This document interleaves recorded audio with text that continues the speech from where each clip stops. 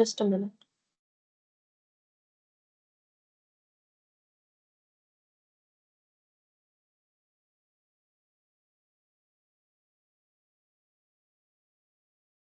Okay, so good evening. Welcome to today's session for this course. We have been discussing some advanced concepts in cancer biology and precision medicine. So, as per our usual pattern, I'll first go over, I'll just give you a brief overview of the topics we have discussed in the last class, and then we'll move on to the topics for today. So, I've kept my video off because my network is very unstable. If it stabilizes after a point of time, I'll switch it on.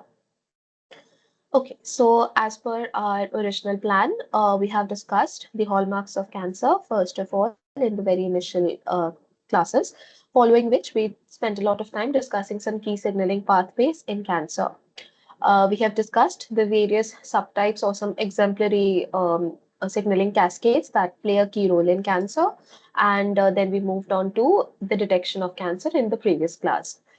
So there we covered the understanding of what exactly is the issue with cancer diagnosis, why are we so worried about it, and what are the challenges and what are the usual limitations that are faced when clinical application of any detection technique is considered. Under that, we understood the fact that access to information about whether or not cancer, whether or not a person possibly could have cancer, that is limiting, following which diagnosis faces a lot of delay, and finally, of course, treatment as well. Then we talked about some common symptoms of cancer like night sweats, fatigue, etc. And as we have previously also discussed, these symptoms are not usually not very exclusive to any particular type of cancer, and therefore very strongly making the conclusion that it is indeed cancer and not any other form of disease is actually quite difficult, and that requires a lot of confirmatory tests to actually ascertain whether or not a person is suffering from this lethal a disease or whether it's some um, byproduct symptom of some other diagnosis. So that certainty takes a lot of time, and that is what is understood as diagnosis delay. And finally, after diagnosis has been completed, usually because diagnosis happens towards later stages, because it is associated with delay in figuring out what the disease actually is. Therefore, the type of treatment that is to be prescribed, that also is something that is usually challenging. Therefore, diagnosis as well as prognosis. Prognosis basically means the protocol that is to be followed after a person has been diagnosed with the disease. So both of these situations, they are actually difficult to ascertain, and that's why overall the disease is associated with a lot of delay. Therefore, all of these steps take a lot of time. Furthermore, we understood some basic tests, all the different type of diagnostic tests. So, starting off with the idea that there is no single confirmatory test that can very accurately diagnose cancer. Of course, there are some sort of methods which are used as confirmatory methods, but they're not something you subject a person to very directly. Usually, there are some preliminary tests that are conducted, and that usually involves some blood tests, including complete blood count or urine analysis is carried out, tumor markers are checked for. So these are all preliminary tests which are conducted.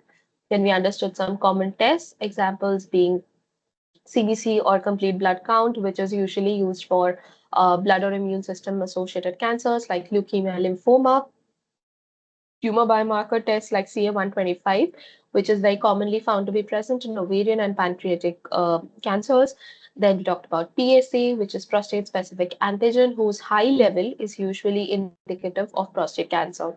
However, there are many ifs and buts which are also associated with these tests. It's not, again, like I mentioned, it's not always confirmatory. For example, PSA, high levels of PSA can also be present in an individual, in a senior or an aged male, simply if they have inflammation of the organ, if the prostate has become inflamed or has become bigger in size, which is understood as hyperplasia, which, if you remember, I had taught in the first class, I think, the difference between hyperplasia, dysplasia, all of those. So it's not really a cancerous stage, but is actually a precursor to the disease. So under those circumstances also, such diagnostic tests can show you elevated levels of the tumor biomarker, and therefore that in itself cannot be used as a confirmation. Then blood protein tests can also be carried out. CTC tests can be carried out, which is something we'll look at today in a lot of detail. The Gallery test for which can detect different types of cancers using DNA, and proteomic-based plasma tests are also often considered. So the later ones that you see, they're more advanced and they are evolving even now, and therefore their clinical application can be something that probably is going to take a bit of time before it is actually something you see routinely practice in pathological labs or in hospitals. And then we focused on imaging-based diagnostics, which is usually conducted right after blood tests because these are considered to be among the preliminary stages of when a person is being scanned or the entire process of diagnosis is going on. Imaging is something extensively carried out. We understood a little bit about CT scans. We understood its difference from MRI.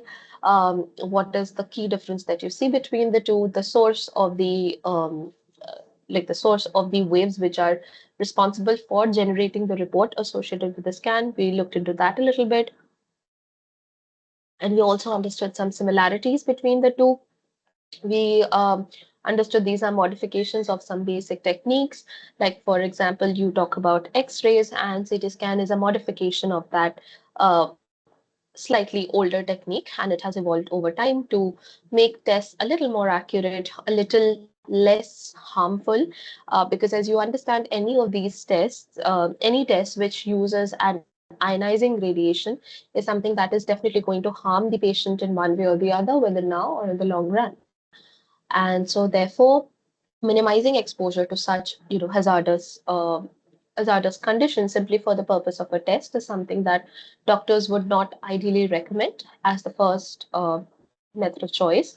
But yes, considering the fact that the alternative is that a person is probably not going to survive a disease as lethal as this, people opt for such dangerous methods. Then we understood a little bit about bone scans, and like you can see, in comparison to a healthy individual, a person who has metastases or metastases throughout their body, which are secondary tumors in different parts of the body, you can see they have sort of formed clumps where all of these metastases are found. And again, this is a slightly primitive sort of a technique because it uses radioactive material that is directly injected into the vein of the patient who is undergoing the scan. And as you already probably know, that radioactivity exposure is something very dangerous, both to the personnel who are carrying out the tests, and of course to the individual who is getting exposed to it. So while it is certain to a large extent that if a person is undergoing the scan, whatever material, radioactive material is getting injected will eventually pass through their body, they'll excrete it out. But despite the fact some amount of radioactivity is certainly retained, and so limiting exposure or avoiding exposure is obviously the best way to go. However, bone scans have evolved over time, and they are also still in practice, but in different ways. People are trying to use alternative strategies so that the results can be accurate, but the off target or the harmful effects can be minimized. Then we talked about nuclear scans. So as you can understand, this also obviously involves a radioactive material, which is called as a tracer. And then the radioactivity in the body of the individual is monitored or is measured because the DNA present in cancer cells is going to undergo replication really, really fast. So that keeps on integrating more and more radioactive material. And so you get sort of like a heat map. So instead of what you saw here, you just see black sort of clumps, which indicates these areas where tumors have formed. In contrast, here you get sort of like, sorry, here you get sort of like a heat map. So areas with intense um, uptake of that radioactive material versus blue areas are those with lesser uptake. So it gives you a better idea of what sort of how large the tumor is, what is the metabolic rate of that tumor. All of this information can also be figured out to actually help in the prognosis of that patient as to, like I gave the example last week as well. So if somebody has a huge glioblastoma, so if you've had any exposure to all of these television shows where they have, where you get some exposure to medical dramas and you understand how a cancer diagnosis is carried out, you mostly would have seen that some tumors are considered to be inoperable versus some of them are something that can be opted for surgery. So, how do doctors eventually arrive at this diagnosis? Because if you think from the family's perspective, more often than not, they will try to help and get that tumor removed and will prefer some sort of a treatment for their loved one, for the patient concerned. However, under certain circumstances, based on these imaging tests and other biopsies, etc., taken together, sometimes it is more advisable for the patient to undergo palliative care. Palliative care means end of life care, where somebody is just given medicines to relieve their symptoms and they're just taken care of so that they have a comfortable life instead of actually targeting to increase their lifespan or to cure the disease, because at that stage it is considered incurable. So all of these decision making, it relies upon scans like these. So for example, if somebody has a huge glioblastoma, most commonly that is something that's considered to be inoperable, or if somebody has a spinal cord tumor which is like wrapped all around their spinal cord, under those circumstances, because the alternative is that if the surgery fails, the person becomes completely paralyzed. So situations like these scans, they help in understanding what is the morphology of the tumor, how severe the disease is, and how curable the disease is in the long term. So all of that is very largely assisted by imaging based diagnostics. Then we understood PET scans as well, quite similar to the nuclear scan, like I just mentioned. And here you can see a sort of comparison between an MRI, a CT scan, and a PET scan. So, like you can see, the technology which is involved, or the source of radiation which is involved, is different in each case. What it detects is different. And among these, PET scans are very commonly used to figure out what is the extent of metastasis in an individual's body. So the more advanced the cancer is, the more number of nodules will you see in an individual. On a PET scan, you'll be able to see a lot more. There's a lot of noise. There's some going on. If you can't hear me, let me know. I'll just go on. So basically, in this sort of test, in the PET scan, the patient receives an injection of radioactive glucose, and then that goes throughout the body. And I had given reference of a phenomenon known as the Warburg effect, whereby cancer cells have the ability to take up a lot more glucose in comparison to normal cells of the body. And therefore, areas where such rapid glucose metabolism is occurring, they show up on these PET scans, and you can easily visualize them. Now, apart from the tumors which are under concern, um, you can see that the brain also uses a lot of glucose, and that is the reason why. I mean, the reason for it is because the brain requires that much energy or that much rapid metabolism for it to actually function to perform your daily tasks. And therefore, when somebody becomes hypoglycemic, which means they have a very low level of glucose in their blood, then it is quite dangerous, and people often faint. And therefore, hypoglycemic people are, supposed to be even more careful than somebody who is hyperglycemic and diabetic in that sense. So anyway, these are the examples of imaging-based diagnostics that I had discussed in the last class. And finally, just a brief introduction, just a story wrap up with ultrasound and X-rays. So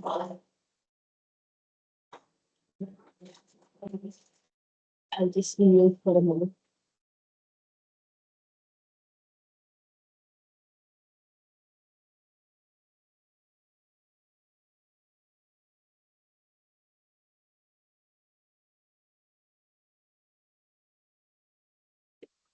Okay, I'm really sorry. If it's not audible, I'll explain it in the next class, but this is just, it's not stop.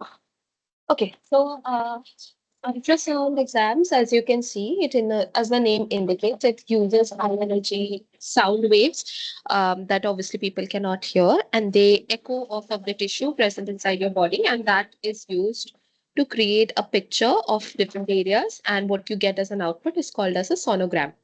So this shows an example of a female's usually lower abdomen ultrasounds look like this. So you can see the endometrium, the cervix, basically this is the uterus, and the endometrium, myometrium, fundus, all of this you can visualize it. In contrast, if you look at X-rays, obviously they use radiation. X-ray itself is an ionizing radiation, as you already know, and that helps to create an image of the body's interiors, and they will direct X-ray beams to different parts of your body. And while these images are taken, people are supposed to stay really still, and you're asked not to move, and then you basically get a snapshot of your body. So yeah, that is what we had discussed in imaging-based diagnostics. Uh, yeah, I think okay, this somehow got repeated. Uh, Majorly, yeah, I'm not going to repeat this. We talked about the blood chemistry tests, but basically that was what was done. And finally, we had discussed the most conventional diagnostic technique, which is known to be a biopsy. So that is considered to be fairly confirmatory in nature, because a biopsy literally means that you're taking out a chunk of the tissue which you want to study, and for that, you majorly the technique which is used is needle core biopsy. So these are very thin needles. So they basically punch through the tumor mass, like you can see here, and then they pull out, or they sort of punch out. And of course, as you can understand, it's going to hurt. You are taking out something which has, blood and veins associated with it. So it's going to hurt eventually, but then that's the need of the hour. And then that chunk of tissue is removed, and that can be used for analysis. When we talk about analysis, majorly what is done is staining is performed, H&E staining, hematoxylin eosin staining is performed to see what is the morphology of that organ. Does it look like something cancerous? And to quickly brush up your memory, I'm not going to like revise that, but you can go back and refer to this. So if you remember, we had discussed all of these different morphologies. We had discussed some common symptoms like the nuclear cytoplasmic ratio, the arrangement, and how it gets disturbed from a normal tissue to a cancerous tissue. So all of these are different comparisons that we had talked about. You can just quickly refer to that. And the way in which all this analysis is performed is that a primary biopsy is conducted, and then that biopsy tissue is analyzed to see what is the condition and whether or not it is cancerous. And this includes endoscopic biopsy, bone marrow biopsy, excisional or incisional biopsy, fine needle aspiration biopsy. Actually, this is conducted most frequently. Uh, then punch biopsy, shave biopsy, skin biopsy. So all of these are different types which are conducted.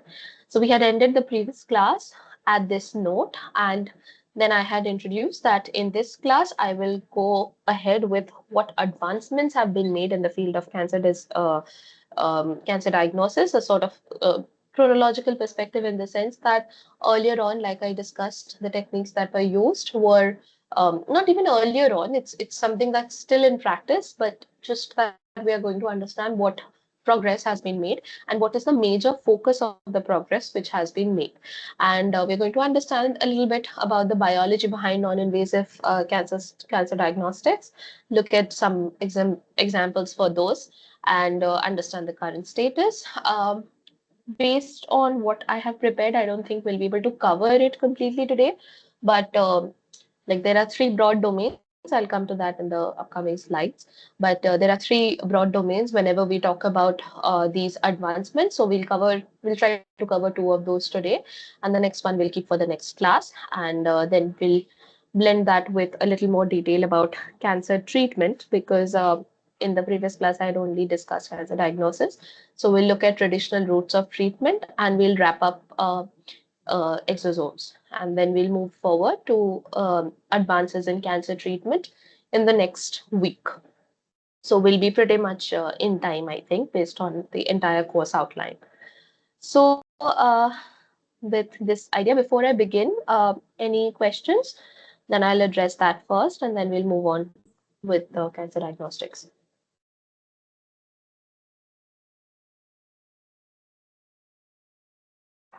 Ma'am, no questions, ma'am. You can see. Okay, okay, cool. So moving ahead, uh, basically, first we need to understand what do we mean exactly when we talk about advancements. So the key advancement whenever it comes to cancer diagnosis is the concept of liquid biopsy.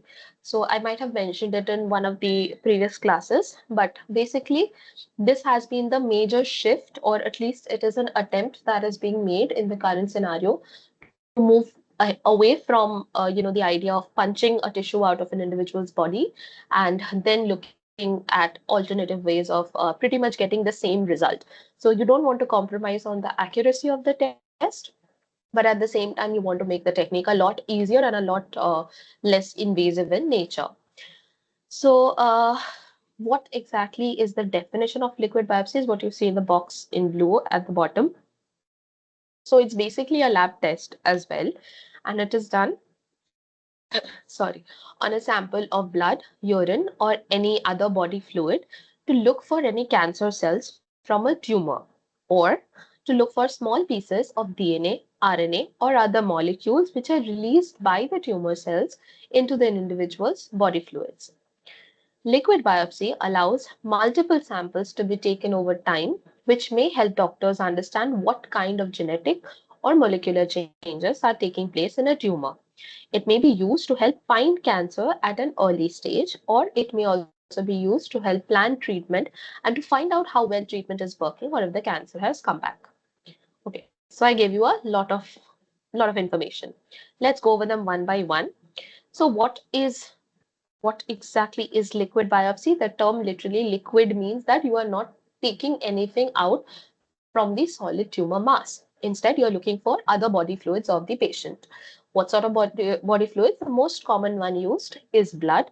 But apart from that, urine is also very often used, or other body fluids like lymph might be used, saliva might be used, etc. Anything which is not going to be very exhausting for the patient in terms of disturbing the cancerous mass. Now, the question is that why are we really so bothered about it? I haven't made a slide on it because I wanted it to remain as one of the overall questions. But then, one major limitation of the traditional biopsy technique is the fact that more often than not, while it is not something that has been very statistically checked, that biopsy is very dangerous, but in fact, what does happen in a lot of cases is that when a needle core biopsy or a punch biopsy, for example, is performed, at that time, as you understand, if you remember the diagram I just showed you 2 slides ago, like if we just quickly go here, where is it? Yeah. So if you just quickly go here, you'll see that they're using a needle to just tear out a part of that tissue.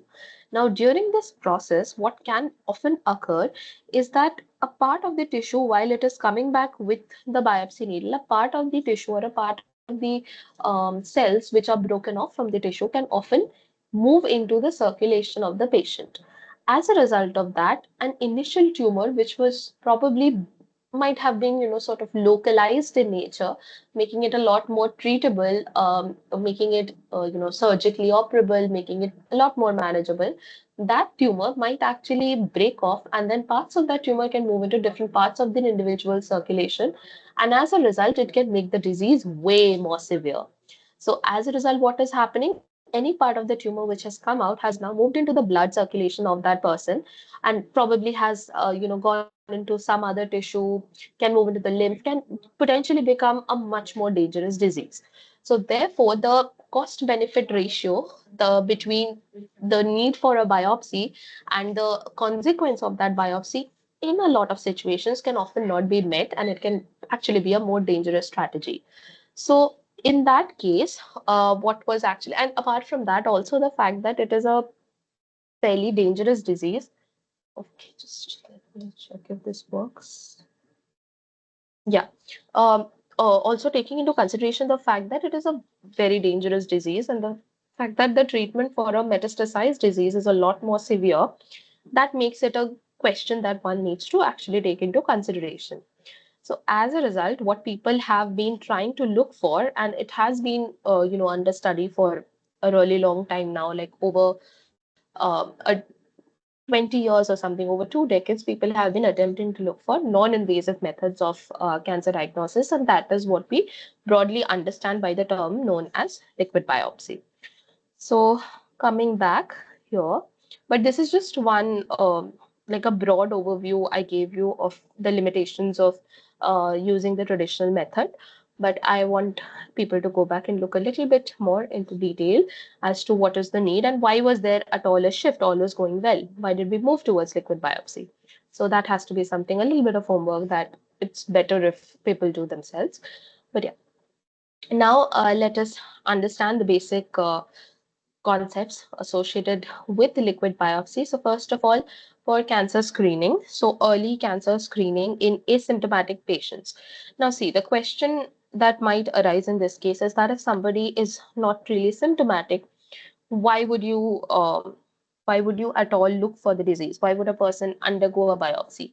So if you think about it in that context, then it makes sense to have a non-invasive method. Say, for example, if somebody in their family has a history of cancer, if they have multiple people who suffer from cancer, then in those circumstances they have a susceptibility to suffer from the disease.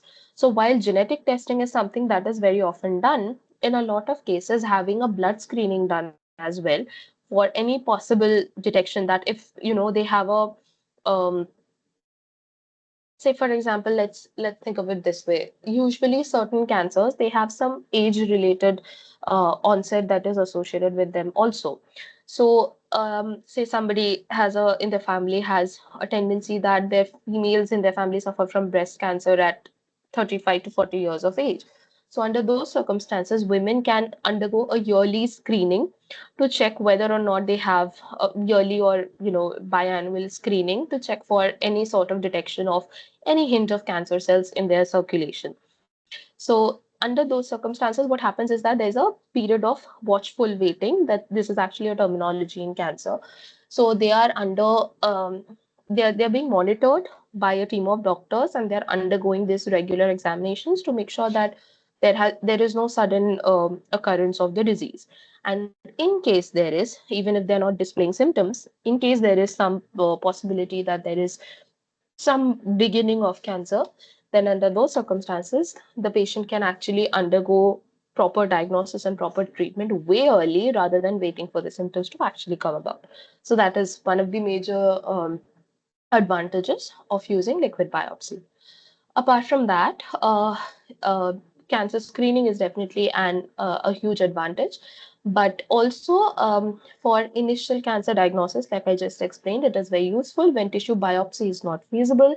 Then prognostication, which means that in case there is a detection of a cancer, then how that prognosis should further occur, that is understood. Secondly, one very, very useful attribute of this method of liquid biopsy is monitoring relapse. So what is the meaning of relapse? Relapse basically means, in layman terms, if I explain it to you, it basically means that a person suffers from cancer, they undergo some sort of treatment, and then after a period of time, whatever that might be, some X period of time, the person again suffers from the same disease or from cancer that has moved into different locations.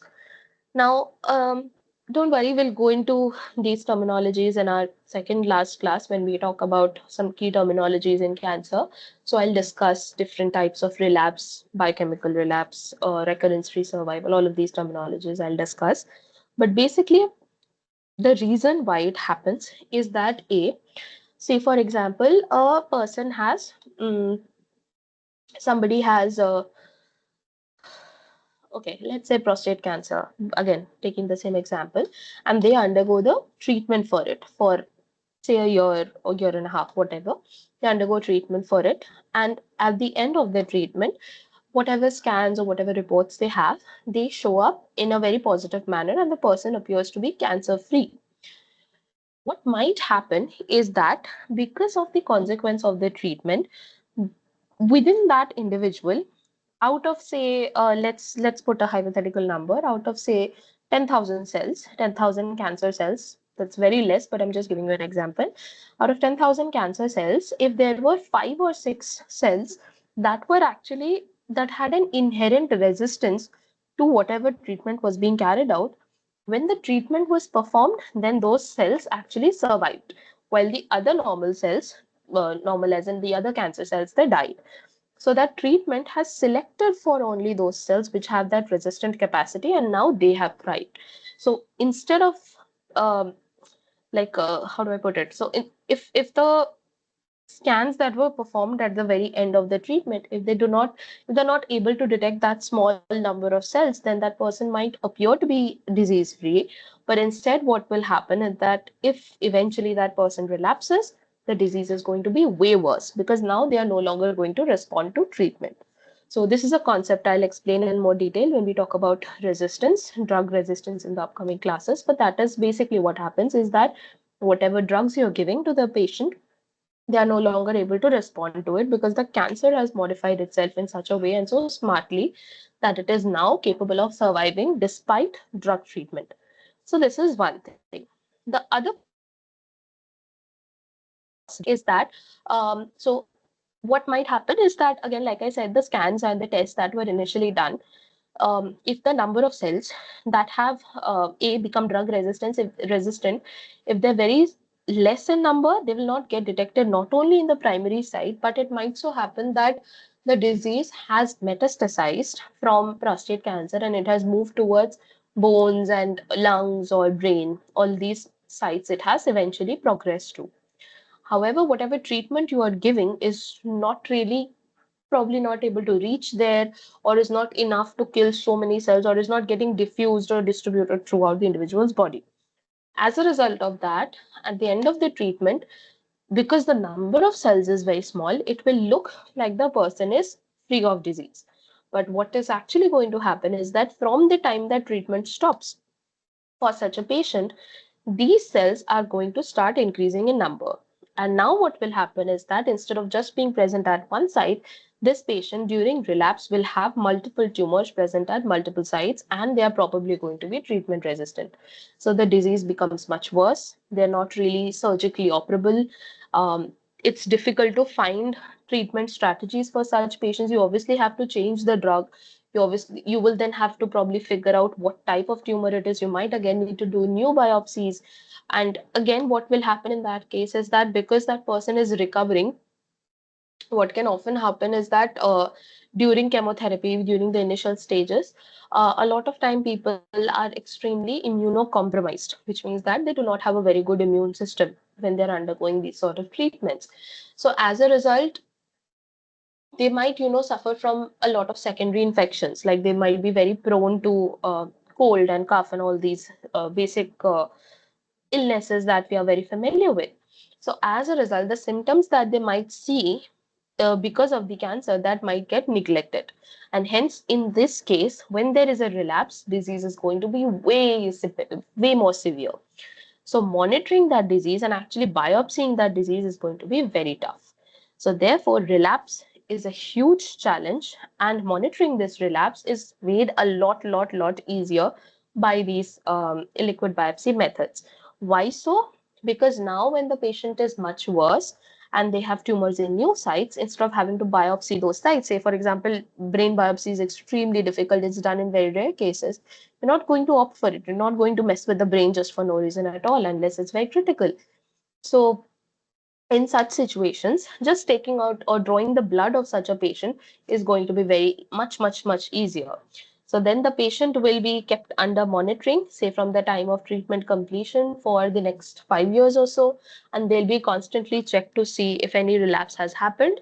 And that is going to make everything a lot more comfortable and a lot more easy to access over time. And then for advanced cancers as well, you'll be able to monitor response and resistance to therapy.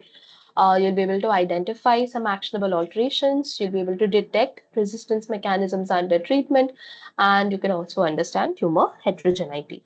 So these are different attributes of liquid biopsy methods with different stages of cancer.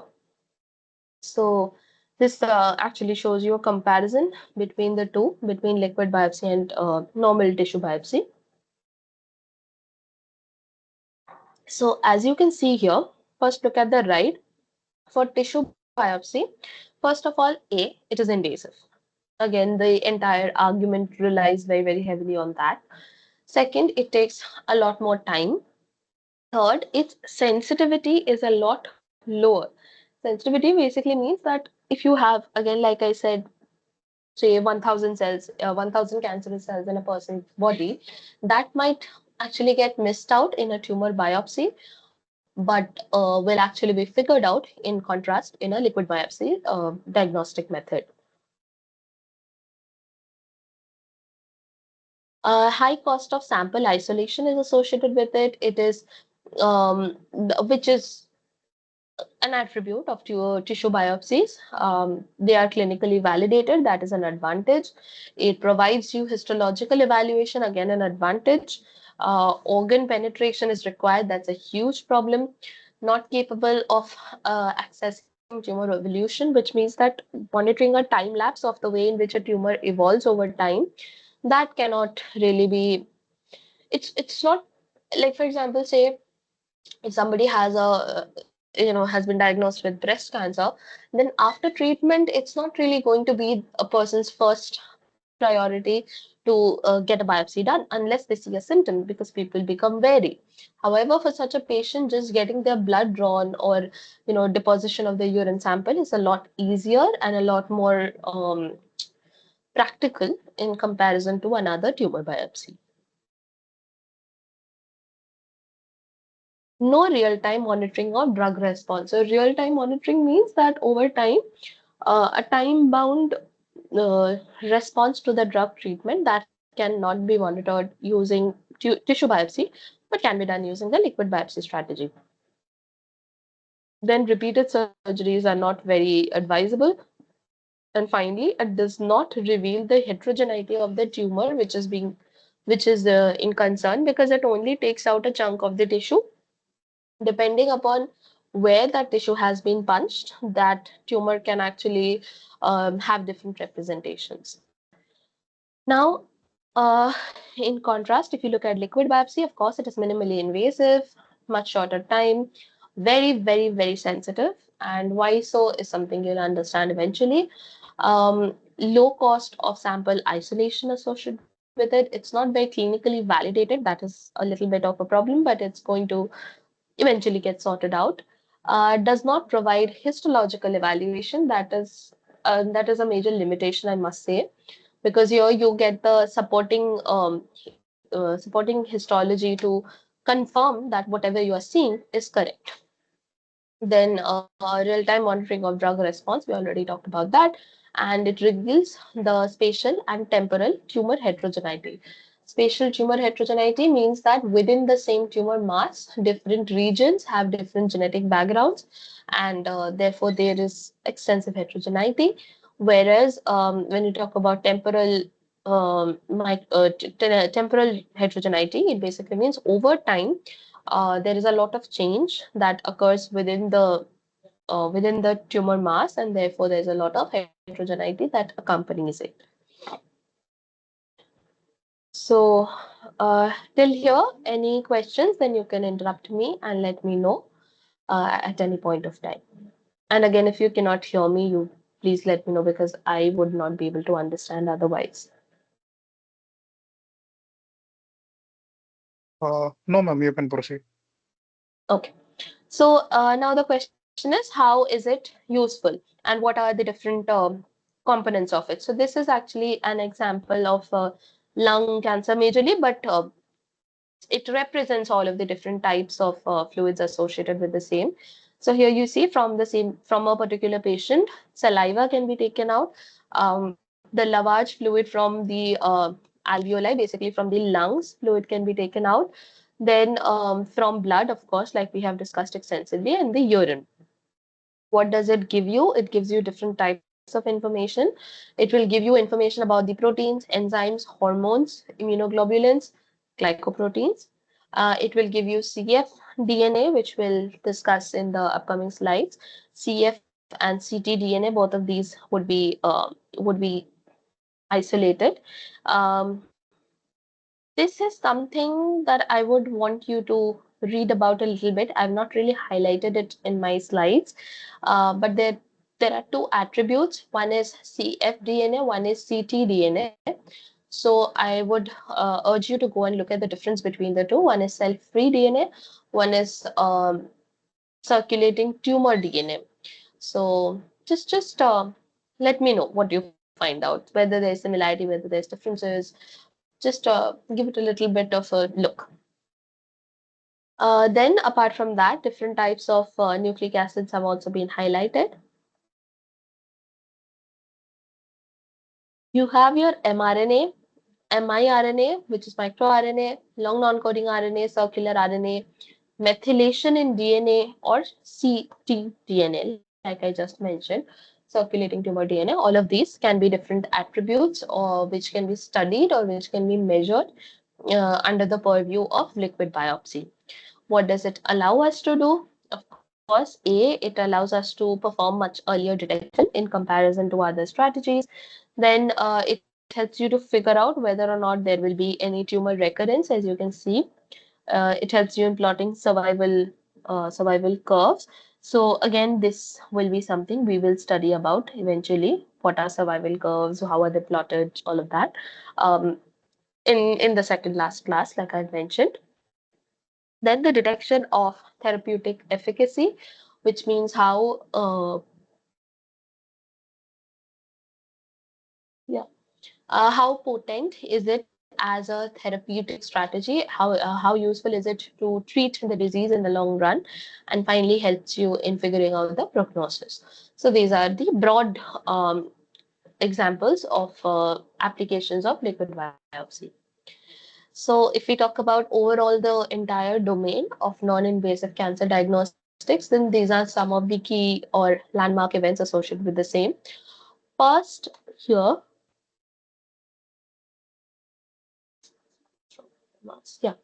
In 1869, CTCs were reported for the first time circulating tumor cells. Then, ctDNA levels were found to be elevated or much higher in cancer patients in 1977. In 1987, exosomes were named for the first time.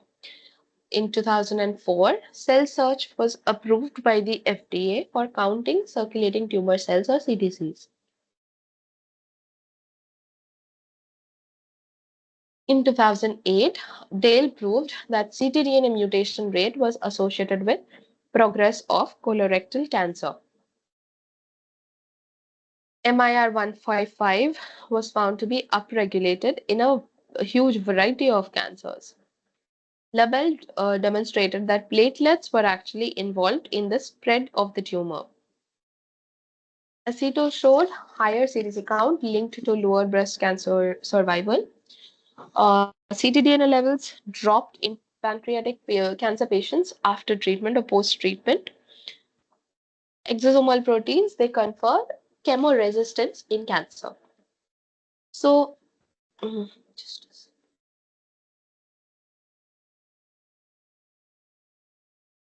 so if you look at the basic stalwarts of non-invasive cancer diagnosis, then there are three major subgroups or three major players, which are A, ctDNA, B, CTCs, and third, exosomes. So we will discuss exosomes, but not right now. We'll discuss it hopefully in the next class. Today, our focus will majorly be on ctDNA and CTCs. Now, the question is, what is ctDNA? Just excuse me a moment, I'll be back.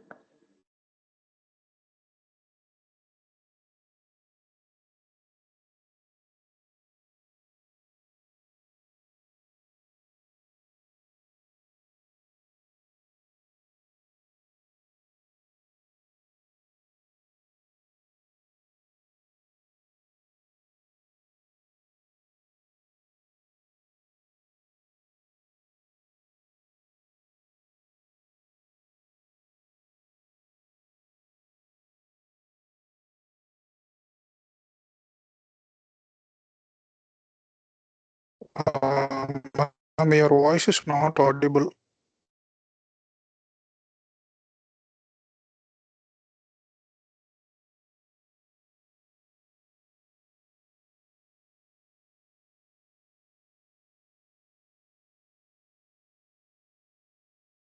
Is it audible now? Hello?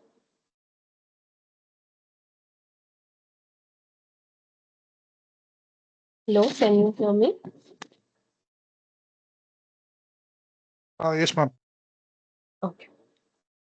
Yeah, so these are the three branches of non-invasive cancer diagnostics, like I just introduced. So, what is ctDNA? The term cell-free, in this case, it is referred to as cell-free DNA or ctDNA. Again, I would want you to look at both of them and tell me if it is same or different, or what is the similarity or the difference between the two. So the term cell-free DNA refers to fragments of DNA that are present outside of cells that can be detected within body fluids. In blood plasma, cfDNA typically consists of double-stranded DNA fragments of around 140 to 170 base pairs in length that mostly originates from leukocytes, which are white blood cells. So they are DNA fragments which are detected in body fluids, and typically they consist of double-stranded DNA fragments, dsDNA fragments, around 140 to 170 base pairs. Now the question is mutations. Sorry, not the question. The legend here shows you that mutations, methylation, DNA integrity, microsatellite alterations, and viral DNA can be detected in cell-free DNA in the blood. So tumor-related cfDNA, which circulates in the blood of cancer patients, is released. Sorry, issue. Let me know if you can't hear me. Some issue with my audio system. Ma'am, But yeah, audible, okay. ma'am. Audible. Okay. So, tumor-related cfDNA, which circulates in the blood of cancer patients, is released by tumor cells in different forms and at different levels. Now, this DNA, like here I mentioned, usually it consists of double-stranded DNA, but it can technically be shared as both single-stranded and double-stranded DNA. And the reason why it is at all getting released can be different types of physiological events. What does it include? Apoptosis, necrosis, and secretion. The physiology and the rate of release is not well understood. Well, this is a slightly older paper, so it is said that it's not understood. But yeah, there are different chains of thought associated with the reason why it is getting released. But effectively, what happens is that tumor cells or cancer cells in general, when they are present, because if you remember, we had talked about the fact that they need a lot of blood supply associated with them. So as a result, the circulation or the blood vessel, which is very close to that tumor mass, like see for example, here in blue it is shown, there's a mass of tumor resident in some tissue, whatever tissue it might be. It most certainly needs a very good blood supply associated with it, so as to ensure that there is a constant supply of nutrients, glucose, etc., so that the tumor can sustain itself over time. Now, apart from that, also you must remember we had discussed that angiogenesis is a key hallmark of cancer, and that is necessary because it needs that support system in order to survive, and therefore it allow the tumor it secretes certain factors, certain pro-angiogenic factors, which allows the synthesis of very abnormal and very haphazardly formed blood vessels just to ensure its sustenance over a period of time. So what it effectively does is, if you look here in these little blue sort of fragments, is that it keeps on releasing some of these fragmented or some of these broken DNA into the blood, and then that moves into circulation. So this release majorly is associated with these kind of events like necroptosis or necrosis, apoptosis, or secretion. And the tumor burden and tumor cell proliferation rate can also have a substantial role in these events. And each tumor type, say for example, if this of course is one type of tumor, that however can release more than one form of cell-free DNA. So obviously the reason for it is depending upon what type of cell is or what part or what type of cell is getting released into the circulation. Depending on that, what sort of cfDNA you'll eventually be able to capture, that can be quite different from each other. So these are the three processes. I'll just zoom in a little bit, maybe. It's slightly hazy, but I think you should understand. So if you look here, you'll see that this is a cell which is dying. And of course, both necroptosis and apoptosis, both of these processes are forms of cell death. And I think we had discussed this very early on when we were again discussing hallmarks, and we talked about, resisting cell death as a key hallmark of cancer cells. However, if required, then cells will, of course, undergo death if it is needed to sustain overall health of the tumor. And under such circumstances, such necroptosis occurs, whereby the cell basically bursts, or it sort of lyses, and it releases its intracellular contents around the tissue, around itself, into the tissue and circulatory system, which is present in close proximity. And as a result, you can see these little DNA fragments getting released. Secondly, during apoptosis, you can see that some DNA is getting released directly. However, some of it is present in these little vesicles, and we will discuss that later on, not today. But basically, what they are exosomes. If you look in the figure towards the right and the bottom, you'll see that there are exosomes which are present. Apart from that, sometimes some of the DNA can actually be secreted. When we say secreted, what is its difference from the other processes? Is that necrosis is not really a very regulated process, and it happens because it's sort of it's an uncontrolled process. So it's just a cell. Imagine a cell just bursting and releasing whatever it has inside into the circulation. Or whereas secretion will be a very tightly controlled process, as will apoptosis be. Secretion will involve a very purposeful release of certain DNA from the tumor mass into the surrounding circulation. That is how it is getting released. Now, ctDNA in clinical oncology. So the question is, this is what is getting released. Now you might wonder, why is it something we are really bothered about? So one of the reason is that these cancer specific biomarkers can very extensively be used and are being studied, and some of them have actually been implemented as well. They are used for ctDNA or safe DNA based testing. So majorly what types of testing? So for example, the DNA which is being released, it will it will think of it like a trailer for the movie. So the cancer cell carries your actual movie, and you're getting a little bit of a trailer as to what sort of problems or what sort of alterations are present in the actual tissue, actual tumor tissue. So that can include a lot of things, like for example mutations, what you see here. Say, for example, if the tumor carries an EGFR mutation, again, an example we are familiar with. So, in that circumstance, the ctDNA or the cfDNA, which is getting released, will also carry a similar mutation. And so, presence of this mutation will be indicative of the type of tumor it is. So, based on that, the type of treatment which would be most effective and most relevant to that individual's disease, that can actually be prescribed.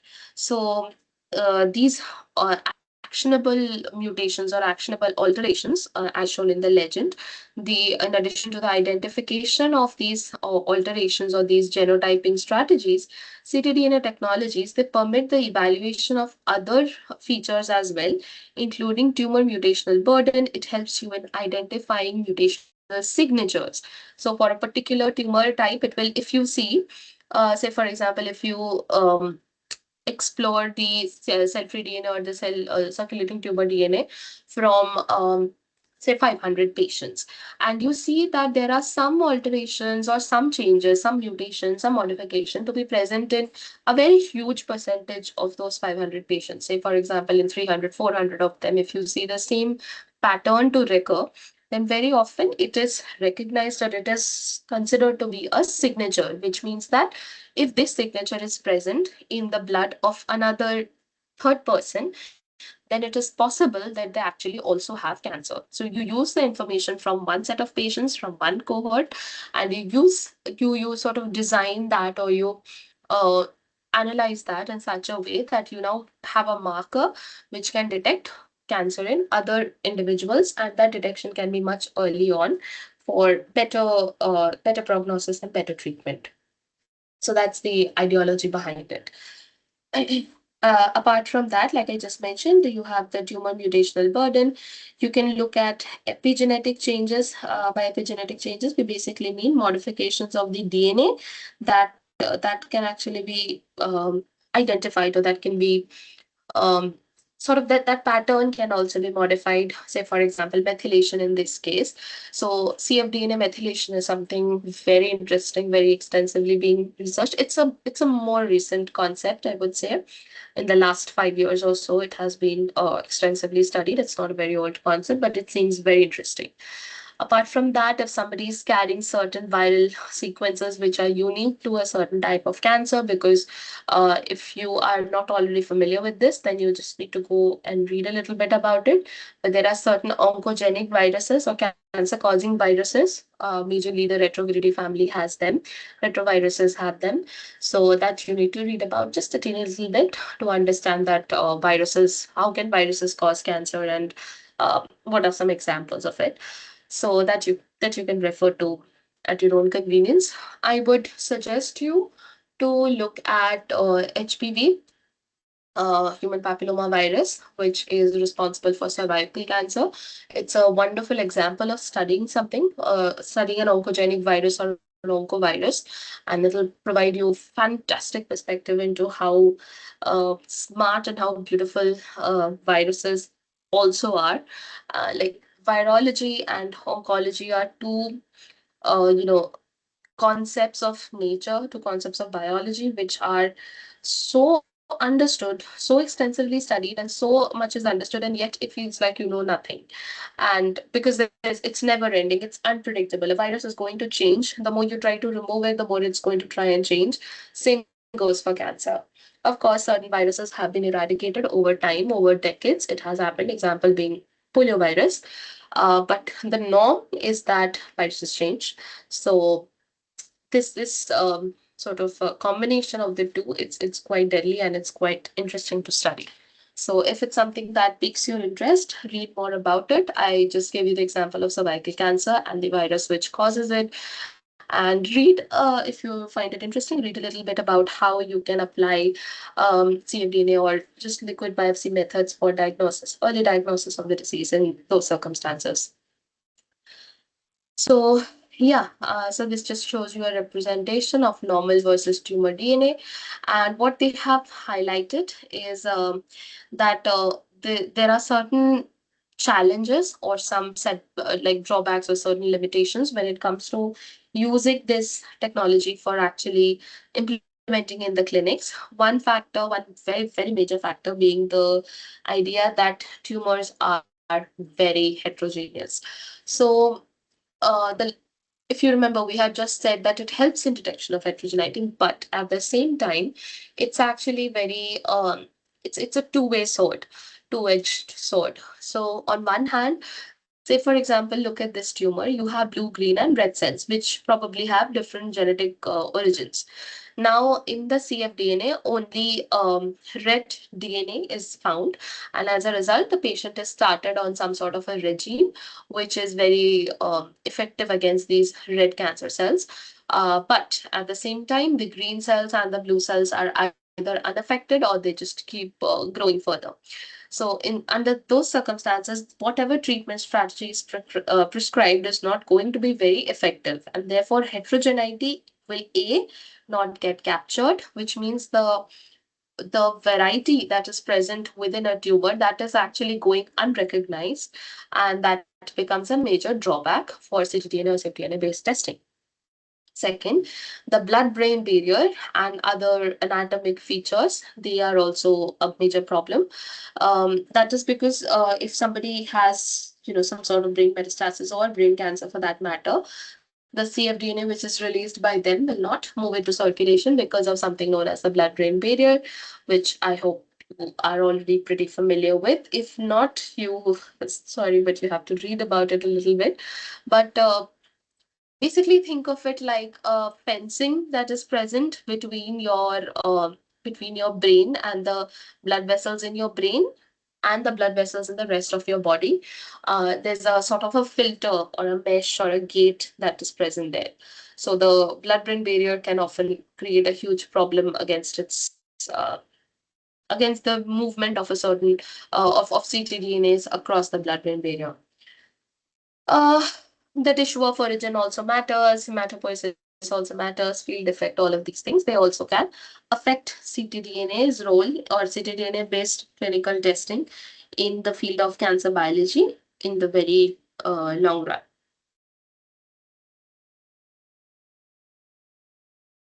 Uh, this is showing you on the left a roadmap for the integration of liquid biopsy into clinical sort of practice. So basically, it has been summed up in two steps. The first one shows you that you need to develop and validate a particular assay. The second shows you that you need to have regulatory approval, you have to incorporate guidelines and reimbursement. These are just administrative jargon. And finally, you have to incorporate everything into a clinical workflow. So under these, I'll just read them out. For development and assay validation, you have ensuring analytical validity, establishing clinical validity, showing how or demonstrating how clinically it is quite useful. Then you have to obtain sufficient evidence for assays. You have to evaluate whether it is cost effective.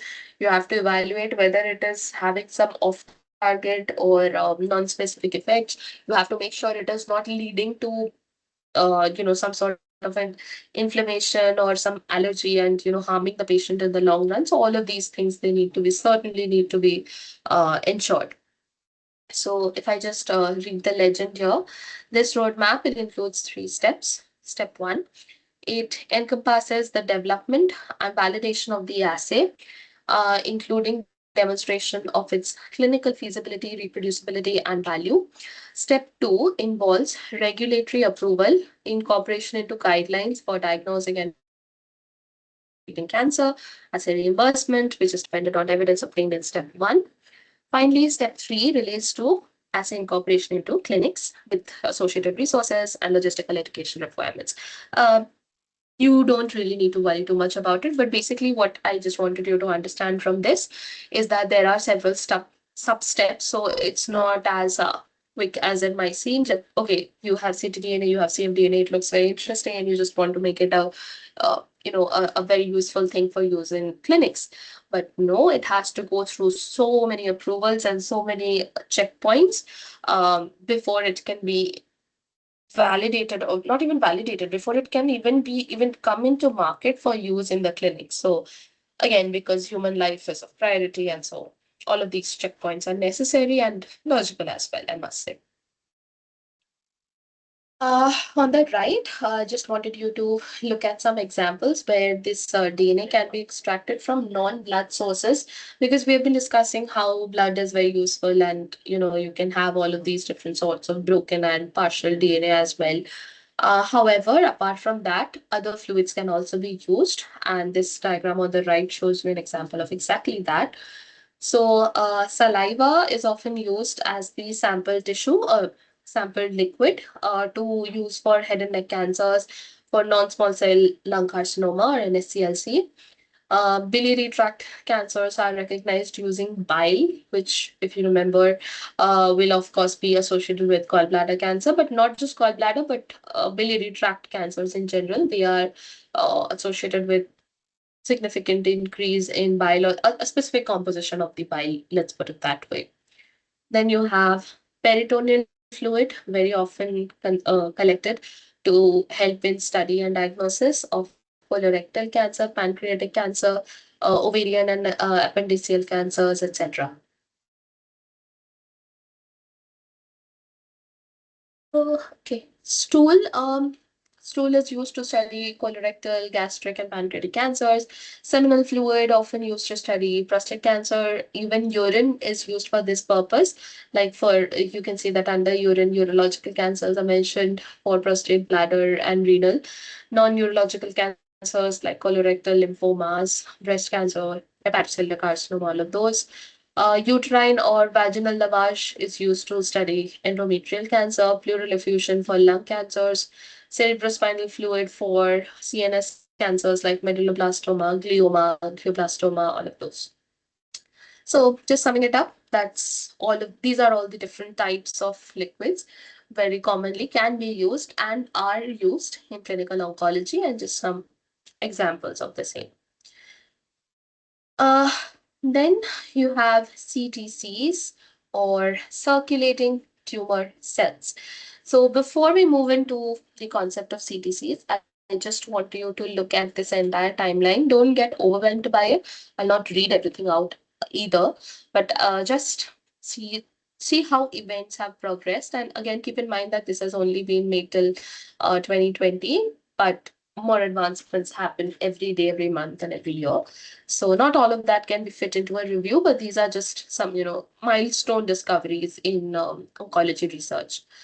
So starting off with something as early as the coining of the term metastasis by Resamir in the year 1829, and then this is something I've mentioned time and again, the seed and soil hypothesis by Steve Paget in 1889. Very, very crucial. It helps you understand and comprehensively look at the concept of uh, metastasis and how the tumor microenvironment does matter, and what changes are necessary to truly understand the same. Then, murine model of metastasis was discovered. Then, you have proposing the metastatic cascade, which was performed by Bross et al. In 1975, organ specificity of metastasis using ectopic organs, um, live visualization of tumor metastasis, looking at genomic analysis, cancer stem cells, understanding them, genetic susceptibility, second generation sequencing, concept of microRNAs, self-seeding phenomenon, exosomes, EMT, CTC cluster concepts in seeding metastatic colonies. Um, yeah, so all of these have happened over time, and different concepts have been implemented to understand cancer metastasis in more detail. Examples being genome-wide CRISPR-Cas9 screen, using microRNAs, using LNC-RNAs, all of these. They are all different strategies. Now, what does it mean? That becomes the next question. So, CTCs are circulating tumor cells that have sloughed off from the primary tumor, and they can sort of extravasate into, and they can circulate within the blood. So, so this is just a representation of the same. Just give me, I think we have a few slides, so we'll finish before time. Yeah. Uh, CTCs, or circulating tumor cells. So if you look at this figure on the left, it is showing you how circulating tumor cells they actually metastasize. So CTCs are the fundamental constituents of liquid biopsy, functioning as the cornerstones of this liquid biopsy approach. The new plastic cells are shed very naturally from primary or metastatic tumors, and they circulate within the bloodstream. So, like I've already mentioned it before, you can see here, just remove this. Yeah, you can see here that from the primary tumor, one single cell has intravasated into the blood fluid, and now it is functioning as a circulating tumor cell, or a CTC. So these are shed very naturally, and they circulate in the bloodstream. And B shows you here. B shows you here the seed of tumors that can potentially result in fatal metastasis at various sites. So either there can be lung metastatic nodules, like once the tumor, which has moved from the tissue one, which is the tissue of interest, into circulation by intravasation, it has stayed in circulation for so whatever period of time, and then it has extravasated, which means it has moved out of the blood vessel, and then it has formed another tumor mass, and then this tumor mass can localize to different parts of the body. Example being lung metastatic nodules, liver metastatic nodules, brain or bone metastatic nodules. So CTCs, I'm reading out the legend. CTCs are liberated into the bloodstream by means of EMT, which is epithelial to mesenchymal transition. So you can see from the cancer cell, it is becoming a little crumbly. That's just the morphology of the same. And then they can move into circulation as CTCs, which have different EMT phenotype. So, CTCs are liberated into the bloodstream by means of an EMT related mechanism, including individual cell or collective migration, intravasation, as well as passive processes. Certain individual or clustered CTCs have the ability to survive in the bloodstream and form metastasis. This is due to the possession of characteristics elevated in EMT cells that facilitate this. So I'll come to that in the next slide. How circulating tumor cells they acquire these EMT-like properties. We'll come to that in the next slide. But if you have any doubts till now, just let me know and then I'll move ahead.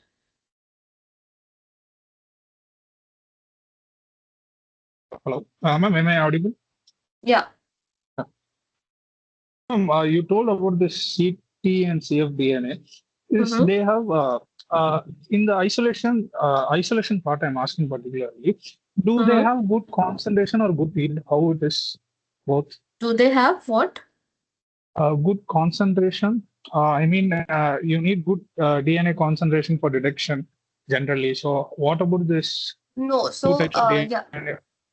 Correct. So good question. So for that, first you need to figure out the difference between CF and ctDNA. I've used it a little loosely, but okay, I'll just explain it basically. CFDNA is all the DNA, that is, it is any circulating DNA in your blood. Okay, now that can come either from tumor cells, that can come from your white blood cells, that can obviously not come from RBCs because they are enucleated, they don't have a nucleus. So that is the total DNA concentration in an individual's blood versus ctDNA that refers to only the DNA which is derived from cancerous tissue or from tumor tissue. Okay, so this is the difference between them. Now the question is, what is actually logical for your diagnosis purpose, right? So for that, you will only use the ctDNA and not the CFDNA. That is what is very crucial. So whenever you look at schematics, you will see mostly it is used interchangeably, but I want you to conceptually understand it. So the question is, how abundant would it be? The answer is it is not abundant at all. They are present in very, very, very low concentrations. I don't think I've shown isolation. Let me just quickly check it. No, I'm not. But anyway, basically what happens is that, of course, its abundance is very low. Let me just switch this on. Yeah. So basically, its abundance of CF or ctDNA for that matter is extremely low. So for that purpose, very sensitive techniques need to be used for detection. What sort of techniques? So there's a uh, the protocol for isolation is different. First of all, you have to eliminate all the other CFDNA and only isolate ctDNA. There are kits available for it also. And secondly, what is done, instead of using normal methods of detection, when I say normal methods of detection, usually if you look at the idea for checking the expression of any gene or detecting any sort of mutation, usually you will have normal qPCR which is used, which is the real-time PCR which is used. But for techniques, but for something which is so like barely present in the blood, for something present at such low concentrations, much more sensitive techniques have to be used. I'll give you an example of something. It's done by one of my colleagues in the lab, which is called as ddPCR or digital droplet PCR. So in that case, what happens is that instead of detecting something in an entire fluid, say 100 microliters or 200 microliters of blood, within that you have to or 200 microliters of solution, having to detect something in that, what is done in ddPCR is that you create little droplets. So you are limiting the space within which the detection can be carried out, and within that droplet detection is carried out, and within that droplet amplification of DNA, RNA and DNA can be done. I'm giving you ddPCR example, and then you can detect what is the abundance of that. So in that case, you have to optimize the isolation process so that it is able to detect such low volumes or such low concentrations of DNA. And secondly, the way in which you can further analyze it downstream, they are also much more sensitive techniques are used. But as you can understand, when this was a initial concept, when first ctDNA and cfDNA came about, it was a lot more challenging. But in today's time, you have lots of kits, you have lots of options, and there are it has improved over time. People have identified new markers.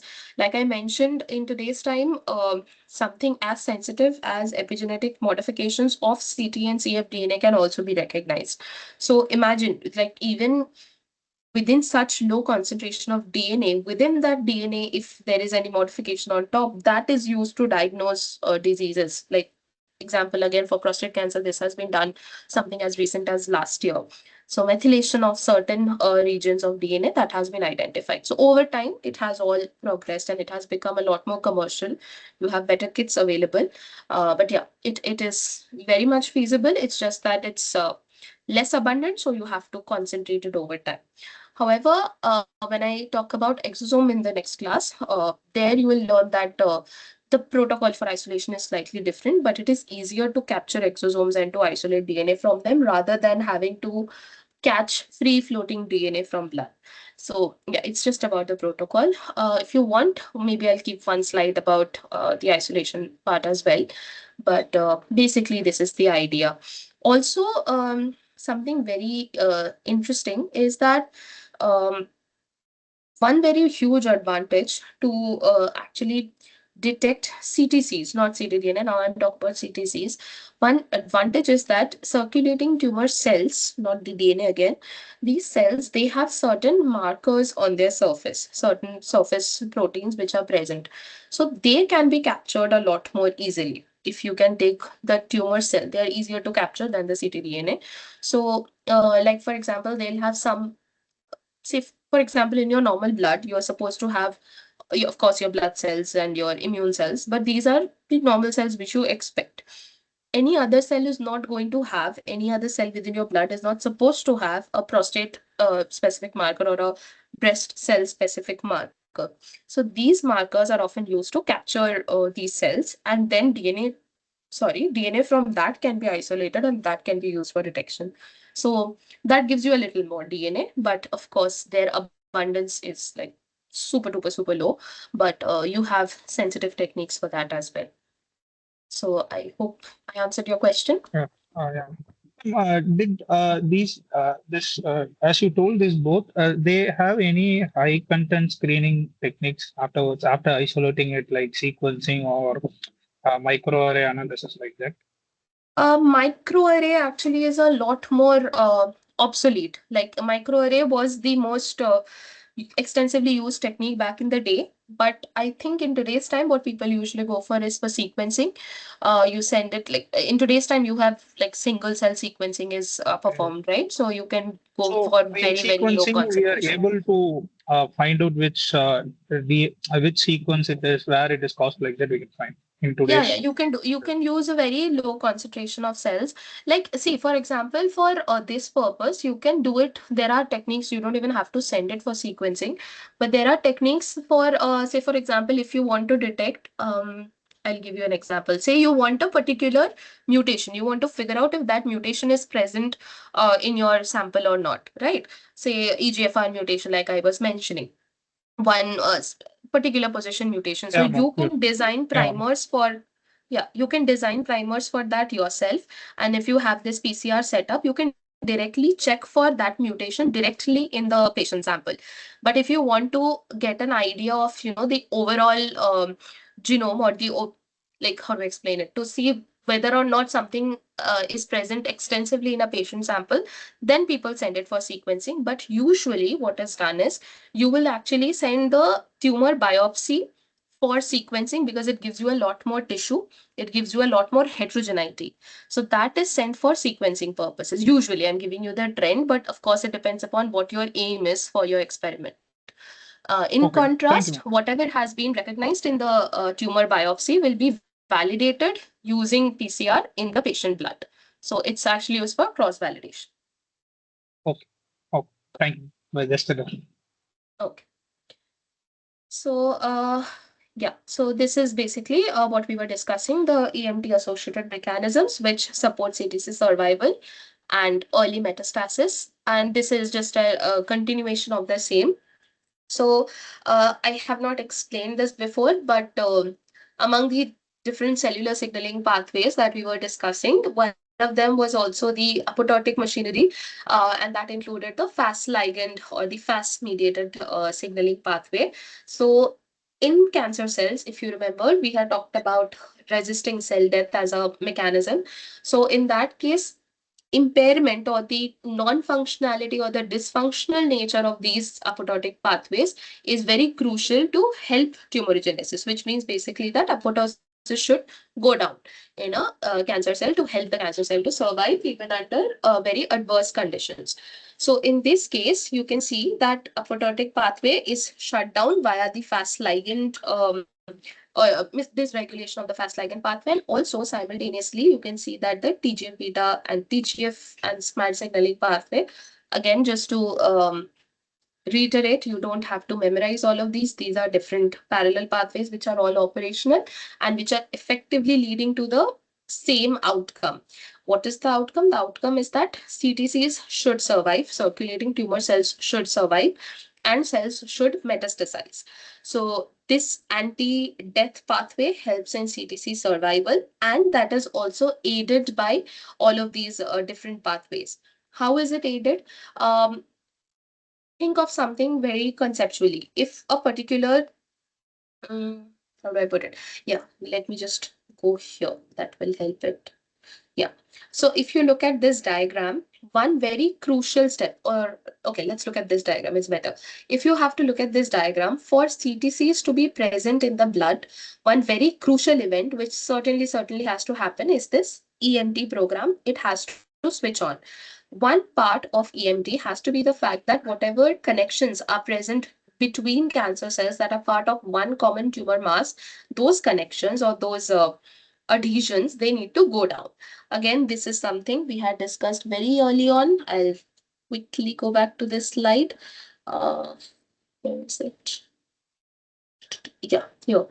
So again, if you remember this slide, we had discussed the EMT pathway very early on. So among different cells, all of the tight junction adherence junctions, not the basal, but the hemidesmosomes, all of these are lost over time as the cell switches from this epithelial to this mesenchymal phenotype. And as a consequence of that, see here you're seeing crumbs. So this is a sort of morphological property of these cancer cells, and what it allows them to do is to detach from the main tumor mass and then become and then acquire the ability to move through circulation and then become metastatic in nature. So for cancer cells to be actually present in isolation, present as individual CTCs and present in circulation, they have to undergo these changes and they have to move into circulation, and therefore they have to lose these these adhesions or these basically points of contact between each other.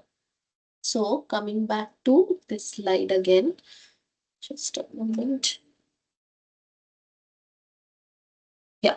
So coming back to here again, you can see that EMT progression is actually helped or is aided by changes in pathways that cooperate so as to promote CTC survival, and integrin interactions can be lost. So effectively, I'm not going into detail about this, but what happens finally is that pro survival pathways, they start going up, which means that CTC survival is being helped. Simultaneously, CTC detachment or cancer cell detachment from each other is getting helped, as a result of which they can now move. So that is effectively the entire process of EMT is helping in that, so that the cells can now move into circulation, and that is the natural progression of cancer. Their movement is not to help us diagnose cancer easily, right? So their job is just to spread cancer throughout the body, and we are using or we are harnessing that property for our own good, for better diagnosis and for better follow-up treatments. So finally, clinical applications of CTCs. This will kind of be the last slide for now.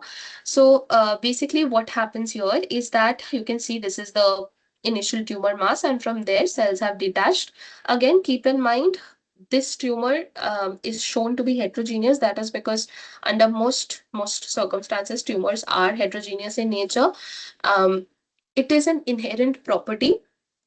Sorry, it is an inherent property because it makes sense for the tumor mass to not have only one type of mutation, because the more diversity is it has, the more number of variations it has, the better chance it has of surviving against varied conditions. So for example, whatever treatment we are giving, if that is effective only against these green and yellow cells, then those cells will die, but all of the other cells will survive, and they'll acquire resistance to the drug which is being used, and they'll make the disease a lot more severe, and the cancer can take over uh, a lot quicker and make the disease a lot worse.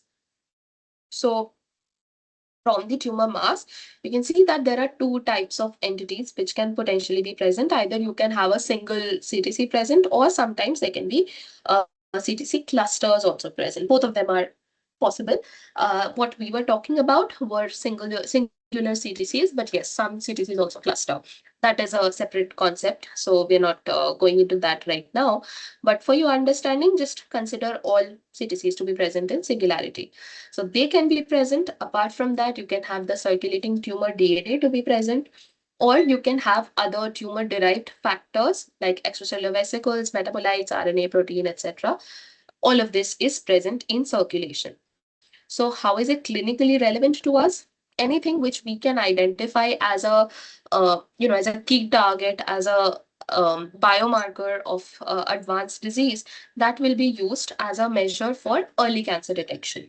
Secondly, what you can effectively do in long term is that if this is present over a period of time, like say for example, a particular marker has been identified for a certain disease in a certain population, then 50 patients for say for example in India, 50 Indian patients are being screened for that particular marker. Out of those, at day zero, that marker is found to be present in half of the patients. So they will be taken further for the study. Again, 3 to 4 months from now, or say 6 months from now, again another round of screening will be performed after treatment. 6 months later, if that marker is still found to persist, it is possible that there is some sort of micrometastasis or some sort of metastasis which has also occurred and is still present in that patient. Because ideally, after treatment, you expect either a decrease or the absence of those markers. So, what happens during this duration is that surveillance or active surveillance is being carried out with like basically at different time points, they are being sampled for blood. The blood is being drawn, and then these different markers are being checked over a period of time. So you keep on surveying to check for micrometastatic disease. Micrometastasis basically means smaller secondary tumors which can be formed in different parts of the blood, different parts of the body. Next, you can see it is possible that this disease, these clusters, they again undergo MET, which means from the mesenchymal, they again acquire the epithelial phenotype and they localize within the liver to form more and more cancers, or form smaller tumors, but it is now spreading throughout the body and makes the disease much worse. Um, it can also spread to the lungs, and again, I will again reiterate for you to study what the seed and soil hypothesis is and why most tumors have a tendency to localize to certain sites. And very commonly, these sites are the livers, the lungs, and many, in a lot of cases, the brain as well. I've not mentioned the brain here, but yeah, these are the most common sites of tumor migration or formation of secondary metastases. So these are very common. And so you can see that new tumors are being formed here. And these blood draw, they contain diverse tumor cells and the products which are shed from multiple tumor sites. So that can help you in understanding treatment selection, response, and monitor response in patients with metastatic disease. Uh, Basically, this is the idea that what all can you monitor over a period of time, and what all you can use as a way of A, checking the disease, and B, deciding what sort of treatment needs to be implemented in response to it, and how the patients are responding to the treatment. All of this can potentially be monitored using CTCs. But yes, keep in mind that these are still strategies that are getting optimized and that are under improvement. A lot of them are actually used, but still, there's a lot that is that there are some ifs and buts which are associated with it, but theoretically and on paper, it sounds like a brilliant strategy, and it is a brilliant strategy. It just needs more optimization over time. Also, what I would like you to understand here, the CTC cluster, which is derived from the primary site. Say, for example, if this was a breast cancer tissue derived tumor, this cluster and the one which is derived from the lungs or from the livers, that is also going to have certain differences. How so? Say, for example, come back to the example I said initially, that on day zero, the CTC cluster, which was studied, had this property for the breast cells. However, when it has undergone these MET modifications and it has formed new tumors within the liver and lungs, and again from the liver and lung tumor, some CTC clusters have come into circulation. This is obviously not going to happen overnight. Say this is a period of 1 year or so, depending upon how aggressive the cancer is. So now these CTC clusters will start showing some surface markers for the lungs and for the liver as well, apart from the breast. So that is also going to help you understand how far the disease has metastasized, whether it has metastasized to some lungs or not, some other organs or not. Those markers can also be surveyed from the CTC. So this is another additional layer of analyzing and of detection that is incorporated with the help of CTCs. So that's another brilliant idea that you can just figure out using blood. And here I've only talked about blood today. Maybe I'll highlight a little bit about other sampling also. Like for example, urine is very commonly used for detection. Like there are some commercial kits. If you have studied the principle of you know uh, the immune principle behind detection of pregnancy in women, that's also done using urine, right? So similar to that concept, there are commercial kits available where just the urine sampling is good enough to detect cancer, or at least preliminarily predict cancer in a certain patient. So all of that is also very frequently done. So finally, I'm going to wrap up this class with the takeaways, and if there are any questions, we'll address that. So, first of all, the non-invasive detection or liquid biopsy of cancer is a landmark discovery in the field of cancer diagnostics. It relies on the release of various cancer cell associated components into the body fluid circulation of affected patients, and it uses them for their early accurate diagnosis. Furthermore, the nature of the biopsy, it actually facilitates organizing longitudinal studies. What are longitudinal studies? It basically means over a period of time. Say, for example, if you're carrying out a clinical trial, then what you can do is that, because you are not constantly subjecting that patient to non-stop surgery, and instead you are just using one of their body fluids, say urine or a seminal fluid or blood. Most commonly blood is used. So it's easier to enroll a patient for such a clinical trial where they'll just their blood will be sampled, because patients will have a much higher tendency to accept such a proposal instead of having to undergo repeated surgery. So it helps organize studies much more easily, and therefore you can characterize the disease a lot better.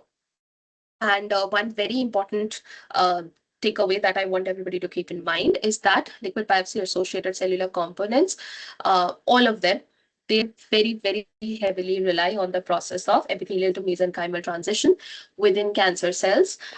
Some of them, like for example, some amount of ctDNA you will find just sort of circulating even without EMT, but most of it very heavily depends upon metastasis, and therefore it is something that's very um, that is a very crucial for cancer cells because it's part of their natural progression, but b, it is very useful for our detection. So this is something I want you to remember very carefully, that metastasis is a very important event for liquid biopsy to actually be understood. Not even metastasis, but at least the EMT process is very crucial. And once EMT is undergone by a huge mass of cells, then a metastasis of the disease will be predicted, could be predicted a lot more easily. So the key takeaway, which hallmark of cancer is very heavily highlighted in the field of liquid biopsy-based diagnostics. I think, considering how much we've discussed, it's going to be a fairly easy question to answer. But yeah, I'm still leaving it up for discussion. What are the possible limitations towards the implementation of liquid biopsy in the clinical context? So we have discussed a lot about, okay, yeah, how useful it is, and these, it is dependent on XYZ properties, and it's going to be very promising, this and that. But then, where is the problem? If it is so ideal, what are we waiting for? Why is it not already, the most approved, the best technique in the world? There are limitations to that. So explore a little bit. If not, we'll come back to it, of course, in our discussion session or for the last class. Uh, this is something very interesting. Can we design liquid biopsy based model systems of different cancers? Yeah, this will be plural, of different cancers to conduct in vitro studies for research purposes. So whatever I've been saying till now, it has majorly been about using patient blood and checking for certain defects or certain changes in patients. But something very useful would be to actually make a model system out of it. Why? Because you will not always have patient access, right? So if you have a model of a patient's cancer, it's always way more useful. So I'll give another hint about this. Read a little bit about organoids and read a little bit about liquid biopsy derived organoids. It's a fascinating field. It's not really a part of what we have planned for the course, but if time permits, I will introduce you to some model systems in cancer biology as well. Most of you would probably know about cell lines and mice models, but there are some intermediates within that as well, and they're called as spheroids and organoids, patient-derived organoids, all of those. So that's very interesting and very it is of great interest now in current, when I say current, like literally right now, in the last 3-4 years and in the upcoming future, it's the most attractive topic of research. It has its set of challenges as well, but it is done, and if you're interested in it, it's going to be a wonderful field to explore in the future as well. So yeah, these are the takeaways for today, and I'm done from my end. If you have any questions, we'll take them up and then we'll end the class for today. Let me know.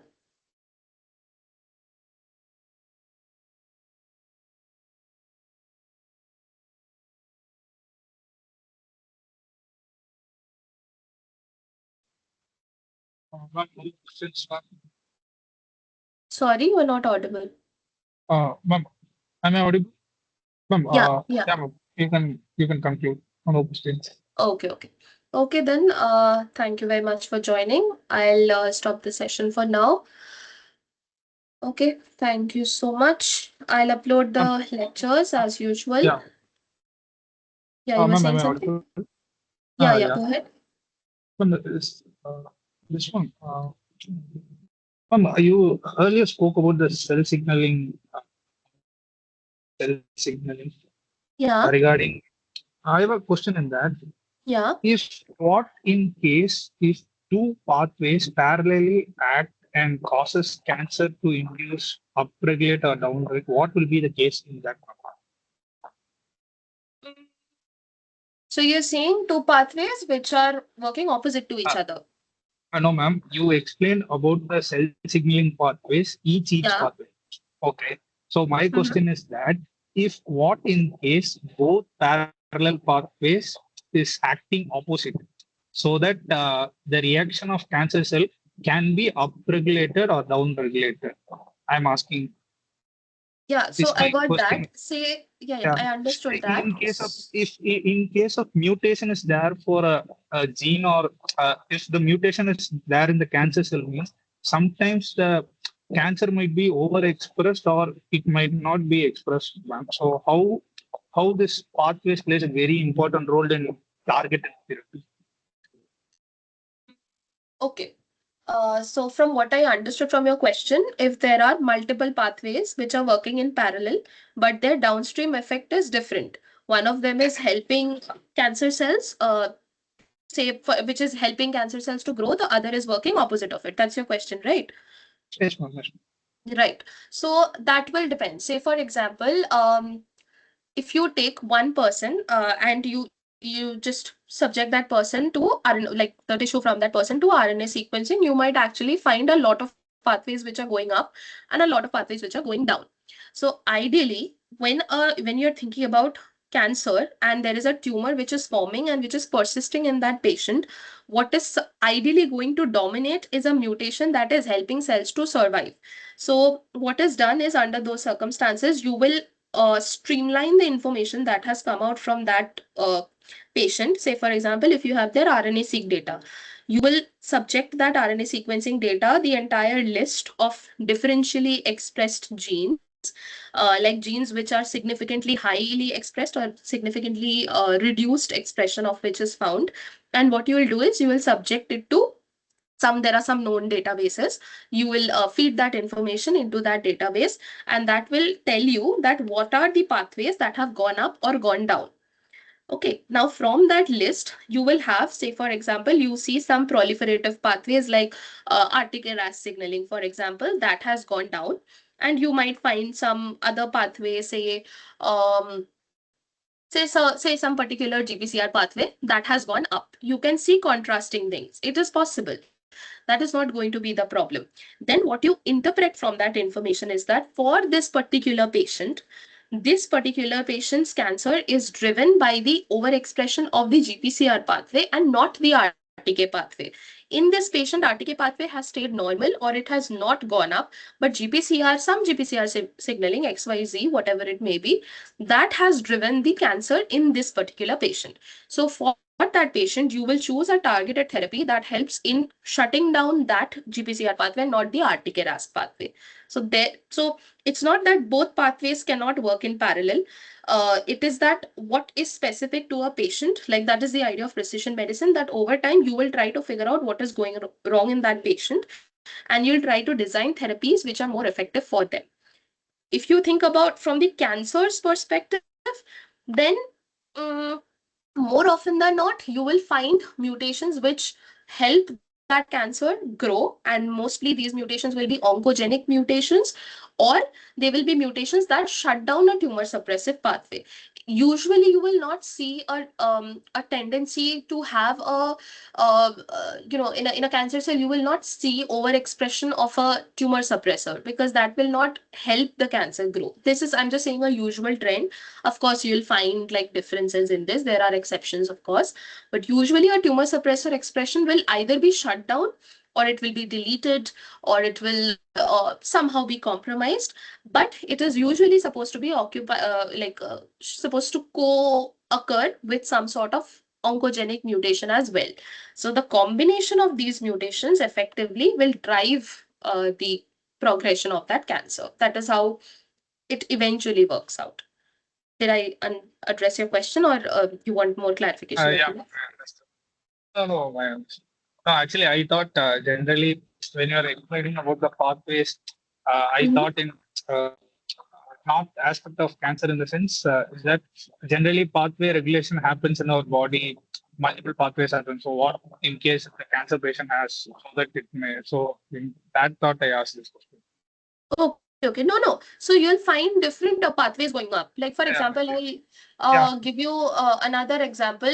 Oh, I You don't understood. even have to think in that way. If you look at multiple cancers also, you'll see that different pathways drive different cancers, right? So depending on that, treatment will vary. Okay, thank you. Okay, no problem. Okay, so I'll end the class for today. So thank you so much for joining, and I'll see you again on Thursday at 5 p.m. And we'll Yeah. discuss the exosome part and traditional treatments or conventional treatments in cancer also. Okay, thank you so much. Have a good day and good night.